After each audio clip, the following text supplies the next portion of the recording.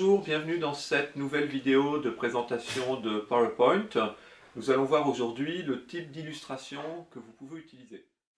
La question qui revient souvent est de savoir s'il faut utiliser des photos, quel nombre et un petit peu quel type de photos dans votre présentation.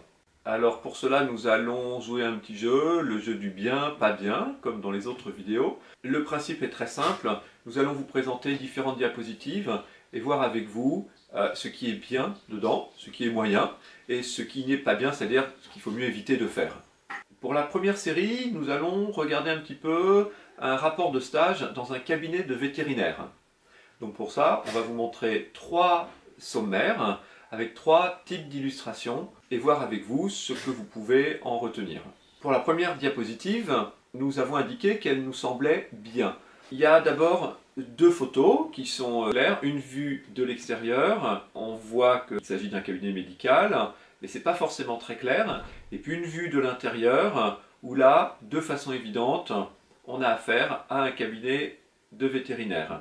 Tous les éléments graphiques nous indiquent le lieu, nous aident à imaginer à quoi ça peut ressembler, et puis correspondent également au discours et aux mots qui sont indiqués dans la diapositive. Pour la deuxième diapositive, nous vous indiquons que c'est pas bien. Alors pourtant, il s'agit bien d'un stage, peut-être identique, dans un cabinet de vétérinaire. Le seul problème qui nous semble embêtant, c'est le choix de la photo. Mais quand on regarde la photo principale, en fait on pourrait prendre n'importe quelle maison, il n'y aurait pas de grande différence. Qu'est-ce qui fait qu'on a affaire à un cabinet de vétérinaire?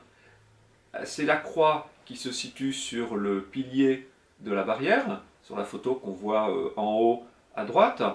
Mais c'est à peu près la seule chose qui va distinguer ce bâtiment à d'autres bâtiments possibles. C'est-à-dire que ce bâtiment n'a rien de spécifique à un cabinet de vétérinaire. Plutôt que de mettre une photo de l'extérieur, là apparemment c'est une photo qui vient de Google Maps, autant mettre une photo de l'intérieur, un visuel direct, où là on verra qu'on a affaire sans aucun problème à un cabinet de vétérinaire. Donc là on a un exemple de quelqu'un qui a mis des illustrations, donc qui a fait l'effort de mettre une photo, si ce n'est que la photo, elle n'est pas vraiment en rapport avec l'activité, en fait, elle n'est pas en rapport immédiat avec l'activité. Donc vous, votre objectif, ça va être de trouver des visuels qui aident à la compréhension de votre discours. La troisième diapo nous semble un petit peu mieux que la précédente.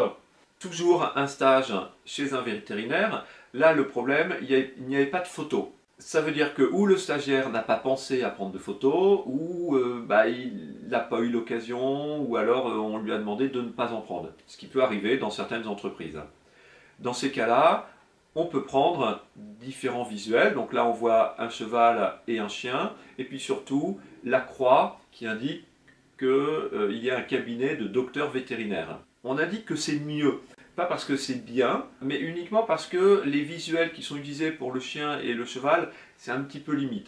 Autant prendre des photos d'animaux réels, ça créera toujours un petit peu plus de lien avec votre jury. Et puis très certainement, il est facile de retrouver des photos de cabinets vétérinaires. Ils ont presque tous un site internet et souvent on trouve des photos internes au cabinet. Et c'est préférable d'utiliser ces photos pour illustrer votre document. L'autre type de problème qui peut se poser quand vous mettez des photos dans votre présentation, c'est de vouloir à tout prix être le plus précis possible. Et à ce moment-là, on se retrouve avec un autre problème, qui est le problème de la multiplication des visuels, la multiplication des photos. Donc là, on va vous montrer un petit exemple de ce qu'il ne faut pas faire.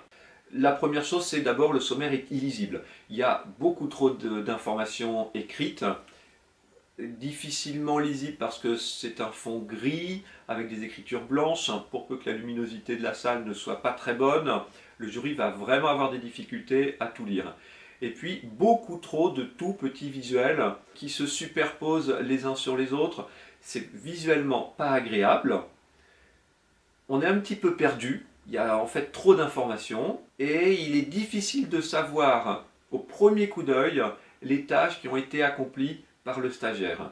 Donc là, on a vraiment un exemple d'une prolifération de photos alors même que je suppose que les photos viennent réellement du stagiaire, c'est-à-dire il a eu l'idée, il a eu le réflexe de les prendre pendant son stage, mais plus de 2 ou 3 photos, ça devient illisible. La dernière diapo, c'est pour vous montrer un petit peu la différence quand il n'y a pas de visuel du tout. Là, vous le voyez, il n'y a pas de visuel, à part un petit smiley qui se balade en haut à droite, mais qui ne sert pas à grand chose. C'est plus triste, on ne peut pas savoir au premier coup d'œil de quoi le stagiaire va parler, et c'est un petit peu problématique. Présentation PowerPoint, ça permet d'illustrer votre propos et d'aider à la compréhension. Donc tous les éléments qui peuvent permettre d'illustrer seront les bienvenus dans la mesure où vous les avez bien choisis, ils ne sont pas trop nombreux et surtout ils représentent votre idée principale au premier coup d'œil. Ce sont donc les meilleurs conseils qu'on puisse vous donner. Soyez direct, clair et allez à l'essentiel.